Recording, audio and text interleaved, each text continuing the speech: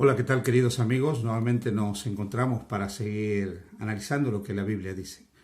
Hemos empezado a estudiar el mensaje de los tres ángeles hace ya algunas semanas y al estudiar este mensaje hemos analizado varias cosas. Ahora estamos en el mensaje del tercer ángel, que tiene un contenido muy amplio. Hemos hablado de la bestia, hemos hablado de la imagen de la bestia, hemos hablado de cuál es el sello de Dios, cuál es la marca de Dios. Hoy quisiera hablar un poco más de ese sello y de algo que tiene que acontecer antes de la segunda venida de Jesús aquí a la tierra. Una obra especial en el pueblo de Dios que estará preparado para la segunda venida de Jesús, que se expresa en el capítulo 7 de Apocalipsis, versículos 1 al 3. Después de esto, yo, Juan, vi 4 ángeles en pie sobre los 4 ángulos de la tierra, que detenían los 4 vientos de la tierra para que no soplase viento alguno sobre la tierra, ni sobre el mar, ni sobre ningún árbol. Vi también a otro ángel que subía de donde sale el sol y tenía el sello del Dios vivo y clamó a gran voz a los 4 ángeles, a quienes se le había dado el poder de hacer daño a la tierra y al mar, diciendo: no hagáis daño a la tierra, ni al mar, ni a los árboles, hasta que hayamos sellado en sus frentes a los siervos de nuestro Dios. Mirad, aquí está hablando de una obra que se tiene que producir antes del fin del tiempo de salvación, del fin del tiempo de gracia en este mundo. Aquí aparecen 4 ángeles reteniendo los vientos sobre la tierra. La palabra vientos es una palabra muy interesante, porque en la profecía bíblica vientos suele representar guerras, conflictos, choque de naciones. Aquí vemos a los ángeles impidiendo un conflicto que sea tan grande que impida el sellamiento de los hijos de Dios, que el sello de Dios sea puesto en la frente de los hijos de Dios. Dijimos en la ponencia anterior que el sello de Dios, la marca de lealtad a Dios, la señal de que su pueblo reconoce que Dios es el que lo santifica, que Dios es el creador, es el 4º mandamiento, el 7º día de la semana que Dios estableció como día de reposo. Antes que los juicios de Dios caigan sobre este mundo, tiene que confirmarse esta lealtad en el pueblo de Dios. Para decirlo de otras maneras, los que estén preparados para la segunda venida de Jesús, en este conflicto de adoración, habrán elegido adorar a Dios, a Cristo, dejarse guiar por el Espíritu Santo, no aceptar la autoridad del poder llamado la bestia o su imagen, ni recibir su marca, que es el falso día de reposo, el día que instituyó el papado, o sea, el primer día de la semana en lugar del sábado. Pero aquí nosotros encontramos que habrá un sellamiento sobre ellos y el sello será en la frente. Cuando se habla de la marca de la frente, de la marca de la bestia, dice que la marca puede ser puesta en la frente o en la mano. La palabra de Dios nos muestra que la frente es el lugar donde está nuestro intelecto, el lugar donde nosotros podemos incorporar la comprensión de la voluntad de Dios, digamos el lóbulo frontal. Ahí es donde Dios quiere imprimir sus principios en nuestra vida.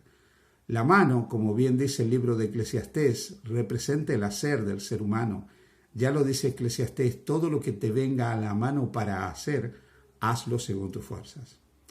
El falso sello de Dios puede ser puesto en la frente. ¿Por qué? Porque algunos estarán verdaderamente convencidos de que esta marca de lealtad a Roma es la verdadera marca, es el verdadero sello. Algunos creerán sinceramente que Dios cambió el sábado por el domingo. Tendrán una convicción intelectual profunda. Otros lo harán simplemente por conveniencia, por eso estará en la mano, porque no querrán perder de hacer su vida normal, de hacer todo lo que pueden hacer: comprar, vender, plantar, edificar.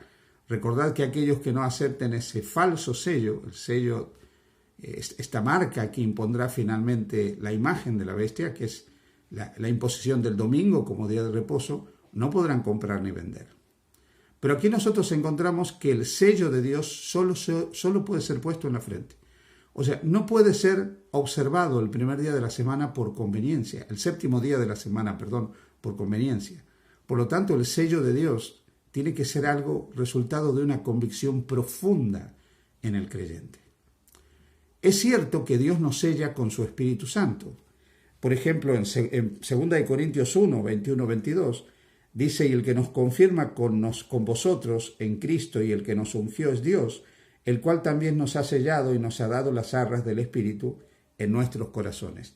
Y en Efesios 1:13 se dice, en él también vosotros, habiendo oído la palabra de verdad del evangelio de vuestra salvación, y habiendo creído en él, fuisteis sellados con el Espíritu Santo de la promesa. En Efesios 4:30 se nos dice, y no contristéis al Espíritu Santo de Dios, con el cual fuisteis sellados para el día de la redención. Así que cuando creemos en Jesús como nuestro Salvador, somos sellados con el Espíritu Santo. El Espíritu Santo nos sella. Pero aquí, Apocalipsis 7 está hablando de otro tipo de sello, de una segunda obra de sellamiento, no del sello que ya nos da el Espíritu Santo cuando creemos en Jesús.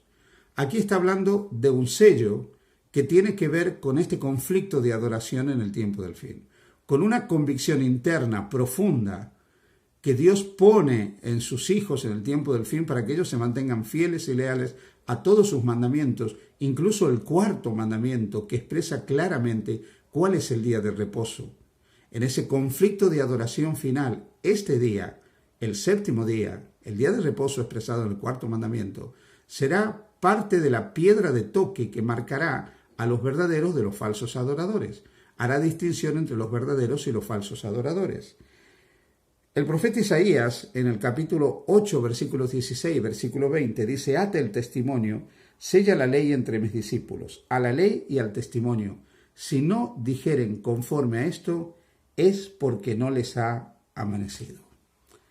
Dios quiere poner la impronta de su ley en nuestras mentes, grabar su ley en nuestras mentes, incluso el cuarto mandamiento, ese mandamiento que nos hace aceptar la soberanía de Dios, que nos hace reconocer a Dios como creador, a Dios como dueño de la naturaleza, a Dios como dueño del universo. Y Dios quiere imprimir en nosotros una convicción profunda, una lealtad profunda a ese Dios que es el creador del cielo y de la tierra. Es en este tiempo final cuando cada uno de nosotros tenemos que elegir a quién adorar. Hace muchos siglos atrás, el capítulo 3 de Daniel menciona la historia que vivieron los hijos de Dios que estaban cautivos en Babilonia, cuando el gran emperador de Babilonia, Nabucodonosor, pretendió ser adorado como Dios. Él hizo una gran imagen, una imagen enorme, y ordenó que todos los habitantes del imperio, en determinado momento adoraran esa imagen, que era un símbolo de él como Dios, y que lo reconocieran a él como Dios. El capítulo 3 del libro de Daniel nos relata que 3 jóvenes hebreos que habían sido llevados al cautiverio decidieron permanecer fieles a Dios. Decidieron no postrarse delante de esa imagen. Y cuando llegó el momento que él exigió la adoración de todos, poniéndose de rodillas delante de esa imagen, Ananías, Misael y Azarías, que eran estos 3 príncipes hebreos, se mantuvieron de pie en medio de una multitud que se postraba delante de esa imagen y reconocía a un hombre como su Dios, como su soberano. Esta historia de lealtad de estos hombres, que fueron lanzados a un horno de fuego ardiendo del cual sobrevivieron, porque el mismo Jesús descendió a ese horno para protegerlos y para cuidarlo, nos dice cómo debemos actuar los hijos de Dios en el tiempo del fin. Nos dice que en este conflicto de adoración, cuando la imagen de la bestia quiere imponer la marca de lealtad del papado, que es el domingo, los verdaderos adoradores, a semejanza de estos príncipes hebreos, debemos mantenernos en pie, confiando en que Dios nos puede librar de la hora de la prueba, confiando en que Dios está dispuesto a meterse con nosotros en el horno de fuego para sostenernos, para asistirnos y para cuidarnos en ese momento. Por lo tanto, cuando nosotros hablamos del sello de Dios, estamos hablando del cuarto mandamiento. Cuando creemos en Jesús, el Espíritu Santo viene a nosotros y nos sella para redención. Pero cuando aceptamos la voluntad de Jesús, los principios de Dios se imprimen por el Espíritu Santo en nuestra mente para que nosotros decidamos hacer la voluntad de Dios. Dios ata la ley, sella la ley entre sus verdaderos discípulos, de tal manera que ellos observan toda la voluntad revelada de Dios y guardan los mandamientos. Esos mandamientos que el anticristo quiso pervertir, quitándolos de la santa ley de Dios. Pero habrá en el tiempo del fin un pueblo que reivindica la vigencia de los mandamientos de Dios, que elegirá permanecer fiel en la hora de la prueba, que elegirá mantenerse del lado de la verdad aunque se desplomen los cielos, y que guardará la ley de Dios, y guardará especialmente el cuarto mandamiento, que es el sello de la soberanía de Dios sobre los discípulos del Señor en el tiempo final. Porque ese mandamiento muestra quién es el dueño de la vida de los seres humanos, Jehová. Muestra la jurisdicción de este hombre, de este ser que creó al hombre, los cielos y la tierra. Y muestra su cargo, el cargo de Dios, creador de cada uno de nosotros. Así, queridos amigos, el sello de Dios debe ser puesto sobre nosotros. Pero para que el sello de Dios finalmente sea puesto sobre nosotros, primero tenemos que permitir que Cristo sea nuestro Salvador y que el Espíritu Santo venga a nuestra vida a fin de que nos selle para la redención. Solo entonces podremos recibir la marca, la capacidad, la idoneidad, la integridad para ser leales aún en el momento más oscuro de la historia de la salvación. Confía en Jesús.